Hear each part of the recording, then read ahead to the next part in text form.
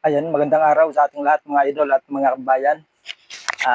Ngayon po ay patuloy na naghahanda yung COMELEC po sapagkat kanila na pong itinakda yung schedule po ng voters registration para po sa mga kwalipikado na bumoto. Hindi lamang sa barangay election kundi maging sa sangguniang kabataan election. So yung mga nasa edad 15 hanggang 17, sila po ay kwalipikado na bumoto para sa barangay at sangguniang kabataan eleksyon mga kababayan. So itinakda po ng COMELEC yung voters registration sa darating po na August 1 hanggang August 10. So 10 days po yan mga idol at mga kababayan. Kaya ito po kaya po nag-schedule po ng Agosto itong COMELEC ay para po sa kanilang paghahanda sa darating po na December 2025 barangay election. Hindi po sa November to yung paghahanda po nito, yung paghahanda po ng COMELEC ay para sa December 1, 2025 barangay at sangguniang kabataan eleksyon. So yung mga magulang po dyan na mayroon pong anak na ang edad po ay 15 anyos hanggang 17 ay pwede silang bumoto para po sa sangguniang kabataan eleksyon sa darating po na December 1. Ayan at sa mga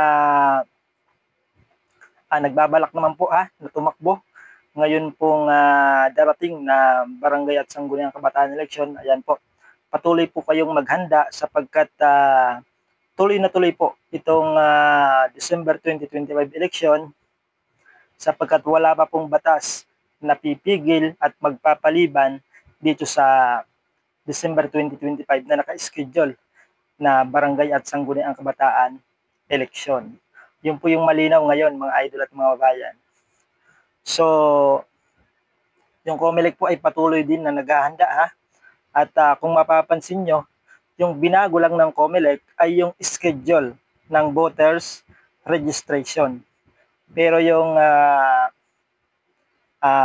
schedule po ng pag-file ng Certificate of Candidacy or COC ay nananatili po kung di tayo nagkakamali, October 1 hanggang October 7 yung schedule po ng pag-file ng Certificate of Candidacy para po sa mga tatakbo sa darating po na barangay at sangguniang kabataan ngayon pong darating na December 2025, December 1, 2025. So sa mga nagtatanong po kung matutuloy ba o hindi, tuloy na tuloy po yung December 1, 2025 election sapagkat sa ngayon po as of now ay wala pa pong naitatayong batas na magpapaliban sa December 2025 election. Wala pa po hanggang ngayon sapagkat hindi pa naman po pinirmahan ng ating Pangulo yun pong panukalang batas na ang layunin nga po ay ipagpaliban o ipospon yun pong nakatakdang o naka-schedule na December 2025 election. Wala pa po wala pang batas na ganoon. At yung batas na yun ay ang layunin po ng ratified bill na yon ay palawigin ng isa pang taon yung termino ng mga kasalukuyang nakaupo. So sa ngayon po ay wala pa po hindi pa mai-extend yung kanilang termino hindi pa po mai-extend yung termino ng mga kasalukuyang nakaupo sapagkat wala pa pong batas na mag-i-extend ng kanila pong termino. Kaya sa mga incumbent barangay officials ay huwag muna kayong magsaya sapagkat wala pa pong batas na mag-i-extend ng inyo pong termino ng isa pang taon, wala pa po.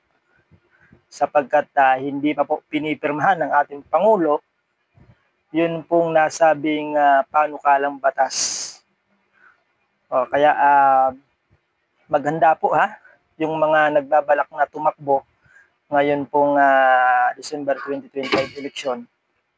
Ayan, patuloy po kayo maghanda para po at magpakilala kayo sa inyo pong mga nasasakupan sa inyong barangay para po makilala na kayo ng inyo pong mga barangay at magkaroon kayo ng malaking chance para manalo, mga idol at mga bayan. So sa ngayon po ay yan muna yung ating update sa ngayon at abangan natin sa mga susunod na araw kung ano po yung magiging update patungkol po dito sa barangay at sangguniang kabataan election.